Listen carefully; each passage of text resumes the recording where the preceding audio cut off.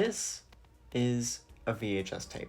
I really love these things. I have a full collection of them, probably way too many of them, that I've found at thrift shops, antique stores, and digging through my parents' old attic. And I never really knew how they worked. So I did some online research and decided I would try to explain how these things actually work. Obviously there's like tape in here, VHS tape that spools through, but like what's actually on there, right? I mean, what is that? What's actually going on? Trust me, I am complete amateur, don't know everything, I don't claim to know everything. I kind of just want to give like a brief introduction to this kind of old technology stuff for people like me who may be a bit younger and don't necessarily remember this sort of stuff, but have a ton of interest in it. So in my internet digging and whatnot, really I found that while I was trying to look for how a VHS tape works, I needed to go a lot farther back than that. Really, I needed to go back to the first pieces of magnetic tape, which only were used to record audio. Stuff like this, a reel-to-reel magnetic tape. This one are about our greatest hits. Put very, very simply, what is tape? It's kind of like this plastic backing that has a specific metal compound that is very fine and that's coated all the way across the tape. It's coated in this metallic compound that is magnetizable. It's going to be hard for me to explain just with words, so I'm going to do it on a sheet of paper. In every device that records onto magnetic tape, there is an important component called the record head. And the record head is really what does a lot of the work. It's a coil of wire that has an electrical signal sent through. It creates a very weak magnetic field. When you have tape passing over it, the compound on the tape will react to the magnetic field in the same pattern as the electric signal getting sent to the record head. This isn't actually what it looks like, but it's a good visual representation of kind of what's going on. That signal can then be replayed in kind of a backwards order, where now instead of an electrical signal creating a magnetic field that translates onto the tape's magnetization can create an electrical signal to be played back. And that's done by the playhead. I also have this cassette tape player here whose lid I've taken off to kind of show you here.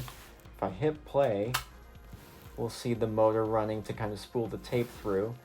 And it is this little metal part here, this little metal piece, that will read the magnetized tape and get that same analogous electric signal to then be played back.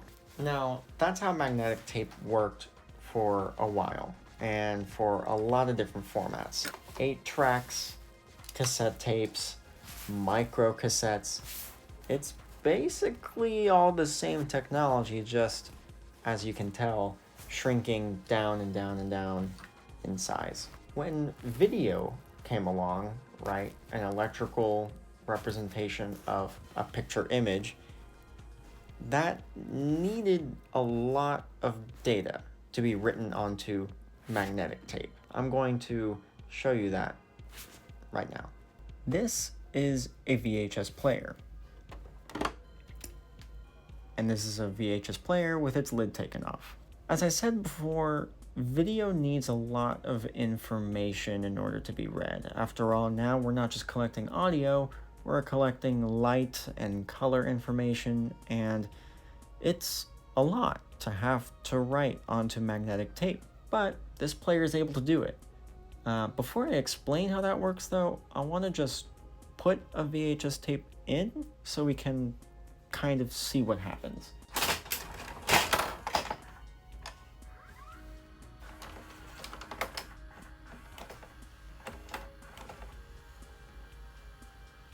Okay, there's this little piece right here that's spinning around and around. That's what's actually moving the tape from this side to this side. You know, there's all these other little pins here that are keeping the tape taut. And there's also this big metal drum sitting right here that's spinning very fast. This is actually the main component that makes this whole thing work. First of all, when we look at the drum just sitting idly on its own, if you look very, very carefully and closely, you'll see tiny gaps in the drum where we'll see some tiny, tiny heads. Those are the record heads. Because of the drum that they're sitting in, they spin very fast. Now, let me explain why they're doing that.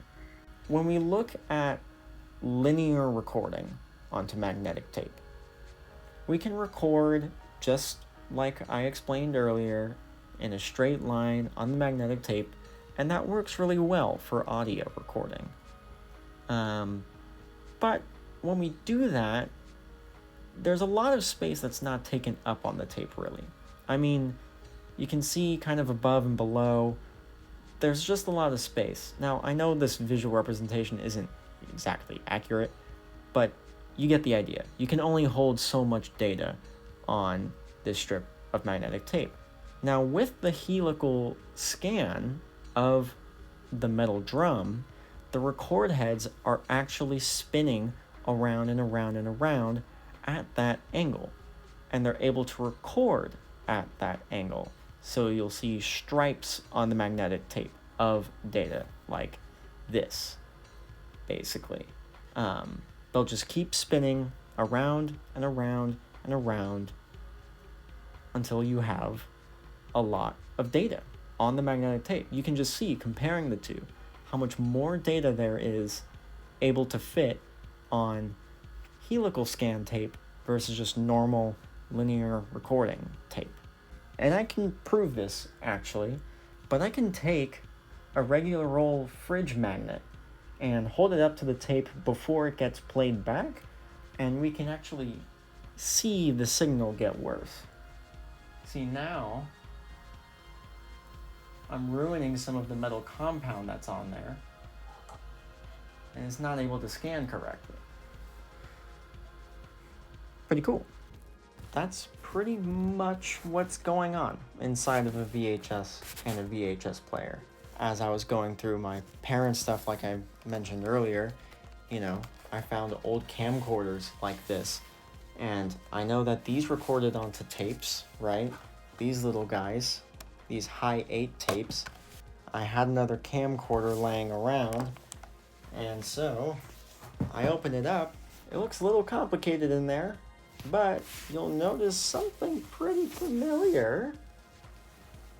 A little helical drum, little head drum that's recording onto the tape.